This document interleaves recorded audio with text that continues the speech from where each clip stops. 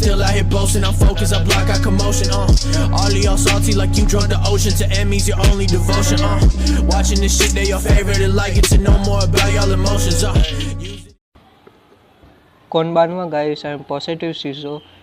I'm back today as I'm going to tell you guys about this video which is on self-reflection tomorrow, but tomorrow's schedule is very tight for me and my exams are coming on, so I'm going to tell you guys about this in today. So what does it mean, self-reflection? What does it mean?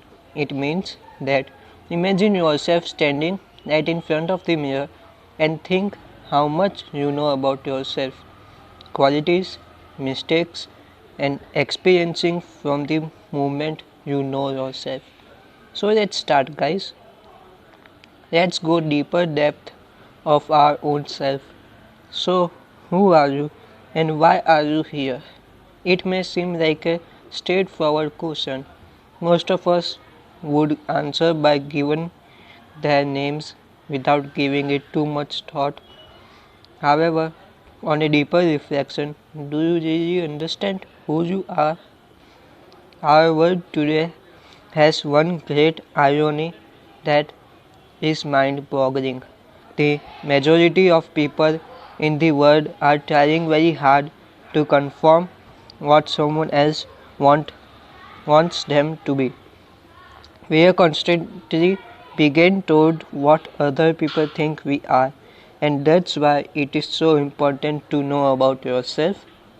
If we had to strip you of everything you own and leave you on some stand away from everything you think defines you, would you still have a clear sense of who you are, what defines you? Imagine as yourself in front of the mirror. Some would think of themselves in terms of this or their body. The image of their face and body defines who you are. If we were to remove from your body, would you still know who you are? It sounds weird, I know, but understand, every individual has a spirit, lives in a body, and has a soul. Your body is simply a means of experiencing yourself and interacting with your physical environment. So your body is not just really who you are. At the core of it, you are more than that. In fact, that is why it is weird or it is hard for people fully understand this topic and appreciate who they are. Who you are cannot be seen, touched, smelled, heard. Your senses can't tell you who you are. So let's start the concept of self-reflection in the true form, in something beyond the grips of our physical bodies and sense. We are complex beings. We cannot be defined by the things around us, but by the things within us. I believe then, in a sense, we think physically as human beings. We are all essentially the same.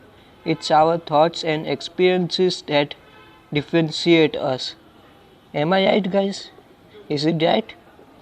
We all didn't have equal thoughts or same experiences in life. Everyone has its unique thoughts and experiences. So what's your true identity, guys? Our true identity lies within us, not outside of us. We should define who we are based on our thoughts, our values, principles, and beliefs.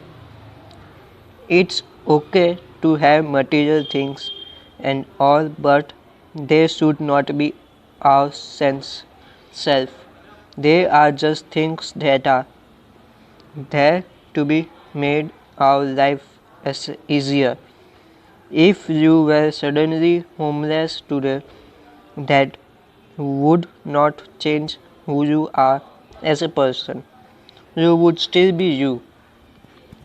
Discover the real you. Choose not to live in ignorance about who you are and what you are doing yourself. Decide today to discover more about yourself and to start on the journey of self-discovery. My best recommendation is read your religious books. Without it, you may never know who you really are. Now let's end our video with a nice quote by James Allen.